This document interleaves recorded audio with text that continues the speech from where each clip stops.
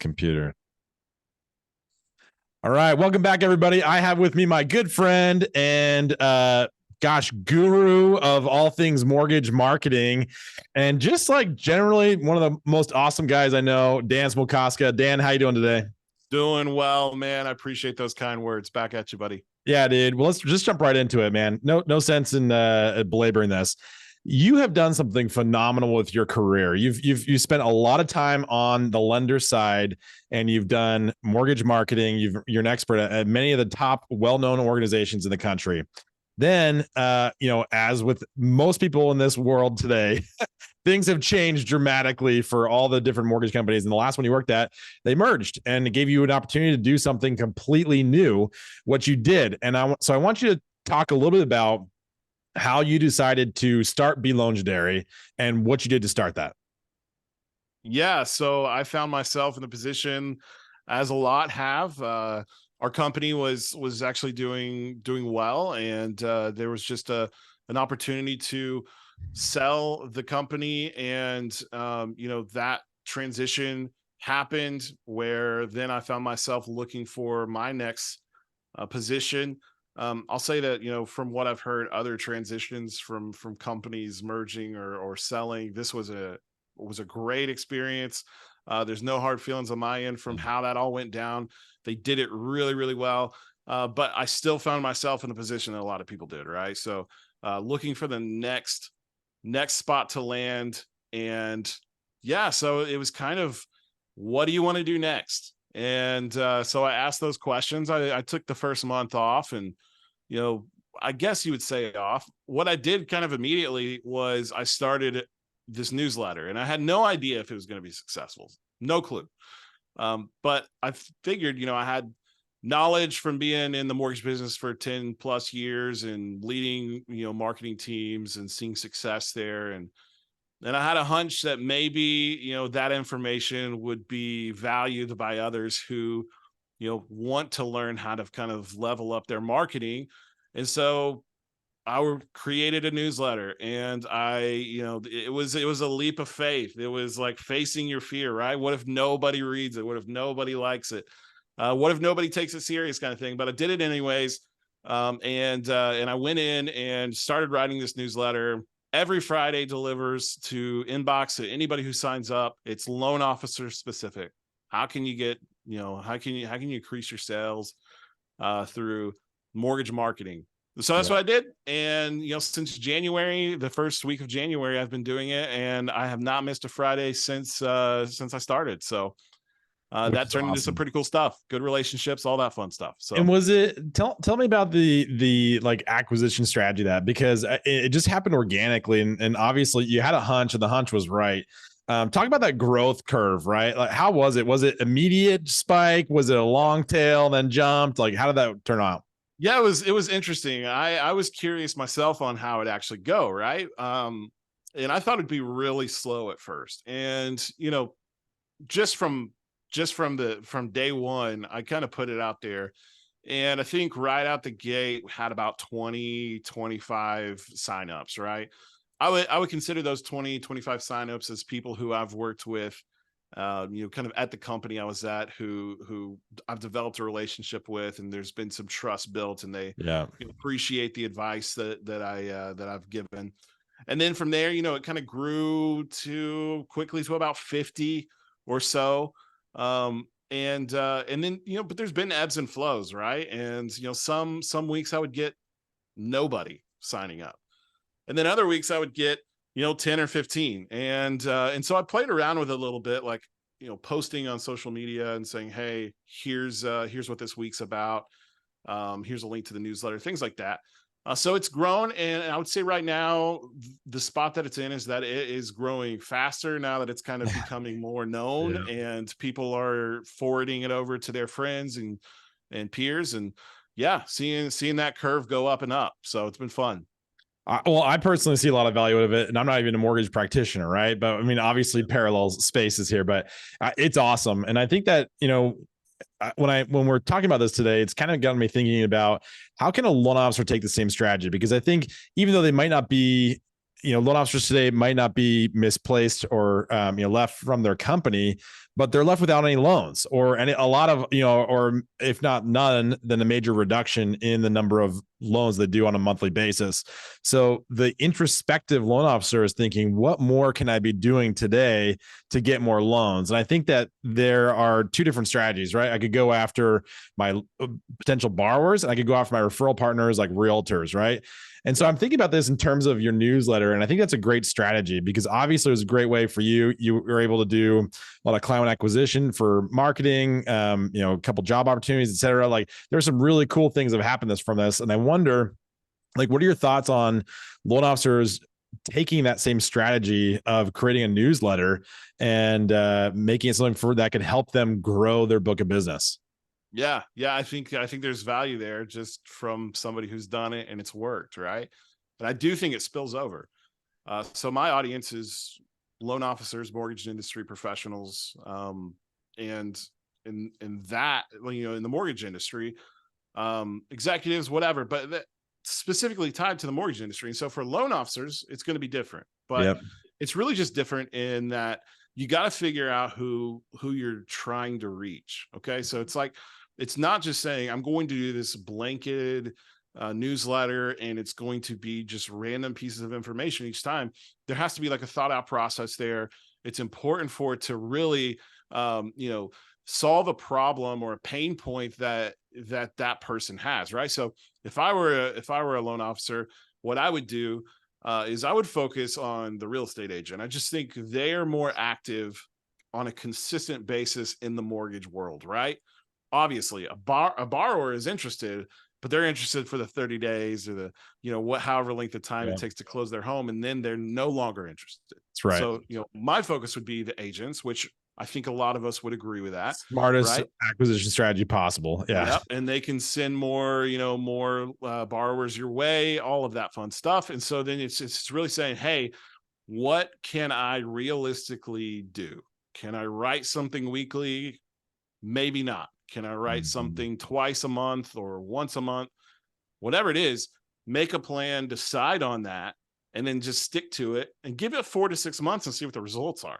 I mean, it's really, but it's not just consistency. Like if you follow me on LinkedIn, on social media, you see me talk about consistency a lot. Consistency is really, really, really important. Key. But it's not the only important piece of anything that you create. You have to have value.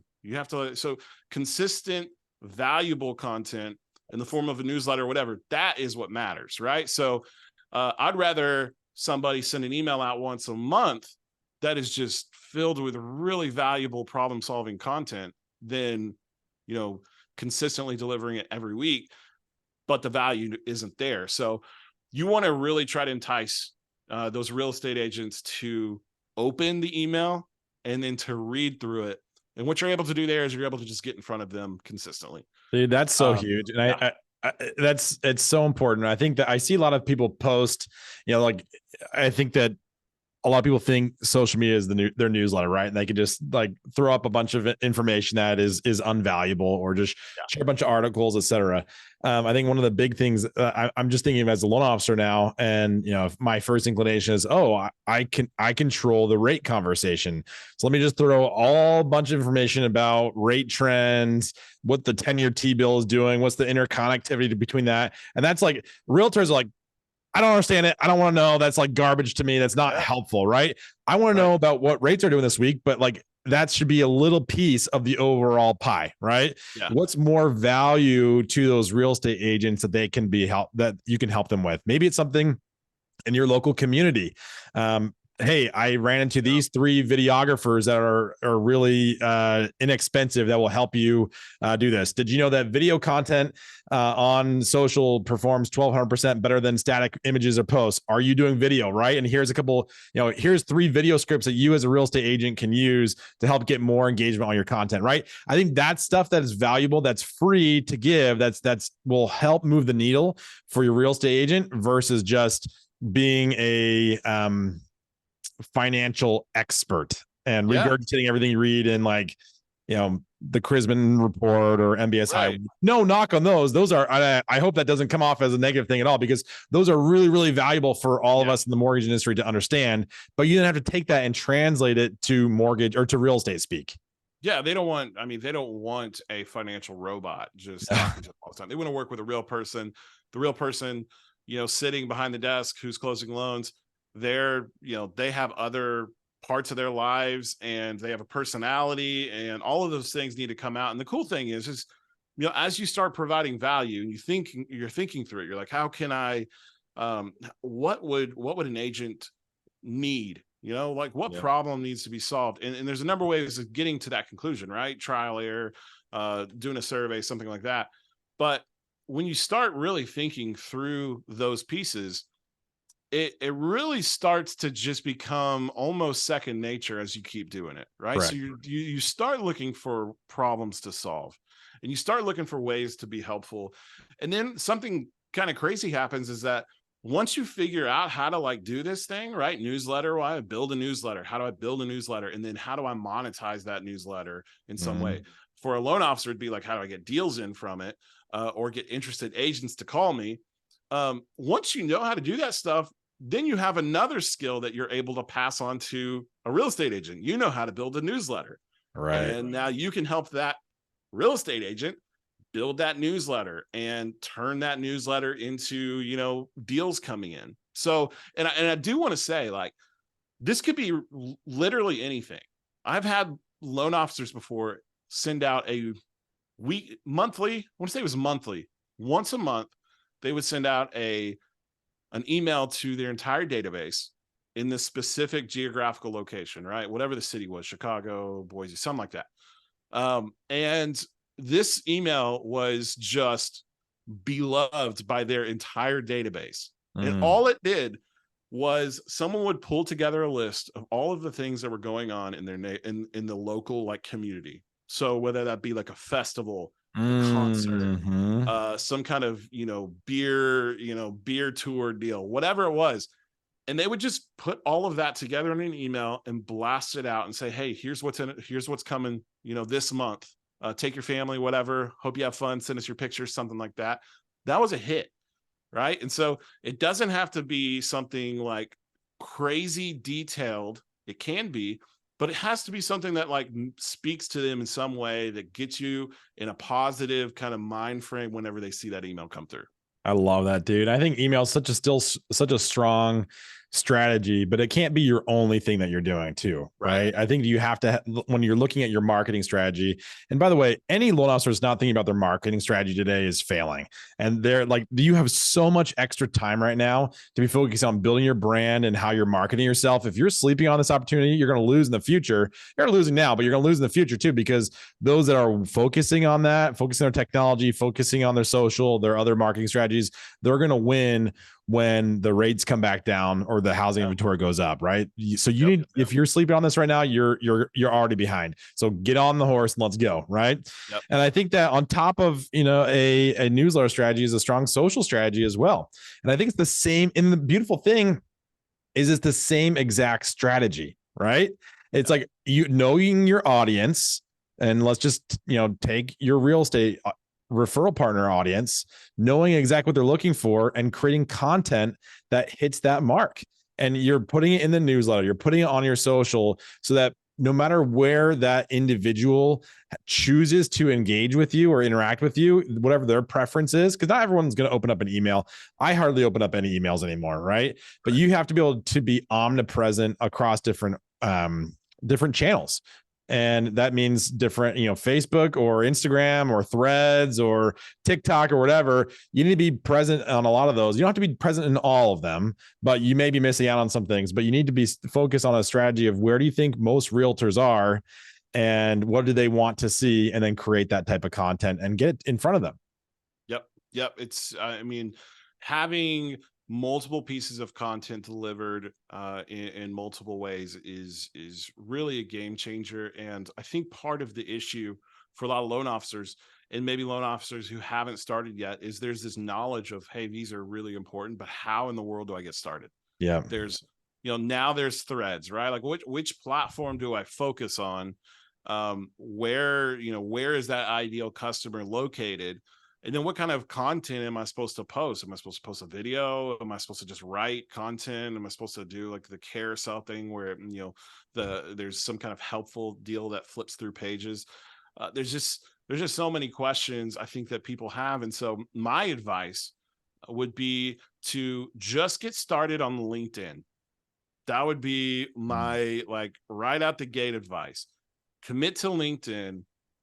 If you want to do the newsletter kind of in tandem, I think that's great. Do it.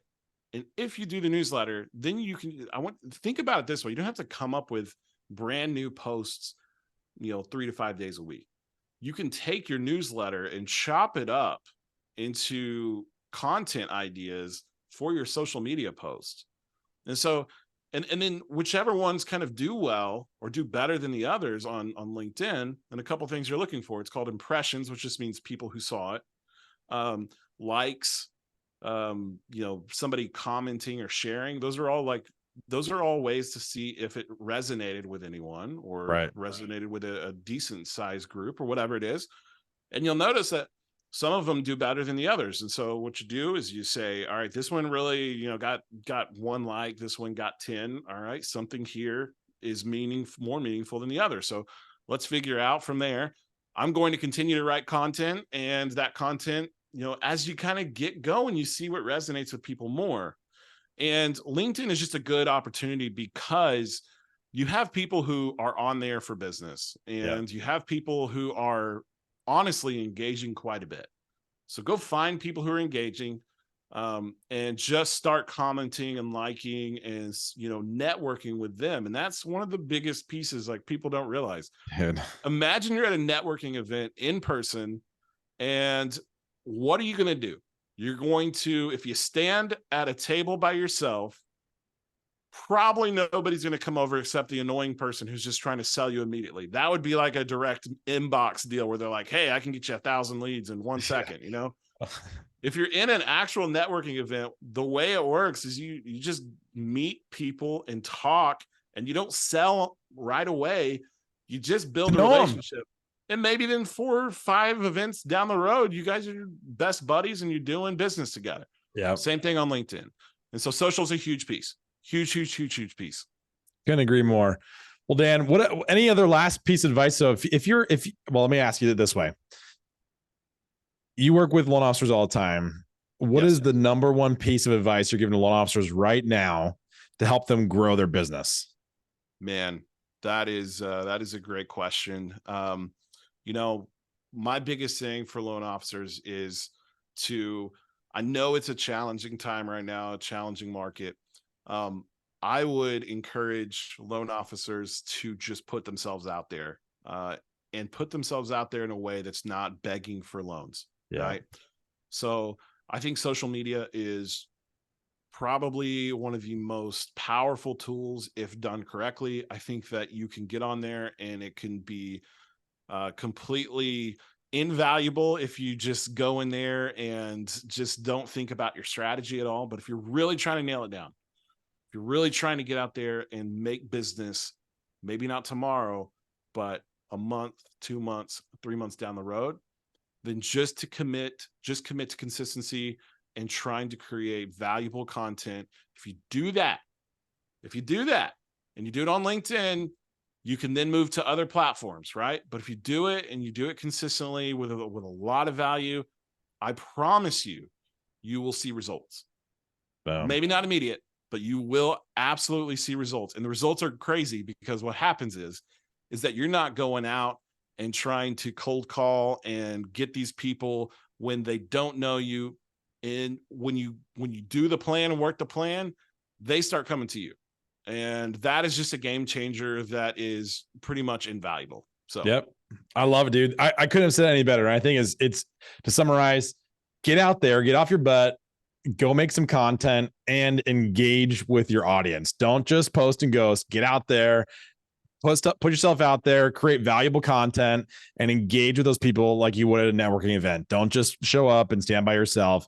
Go talk to somebody, make a new friend. And you could do that in such a scalable way on LinkedIn, on Instagram, on Facebook, on Twitter, or Threads, whatever. Just do it. Do it. That's it. All right, Dan. Hey, man, thank you so much for coming on the podcast today. I really appreciate you. And as always, guys, we'll talk to you next time. See ya.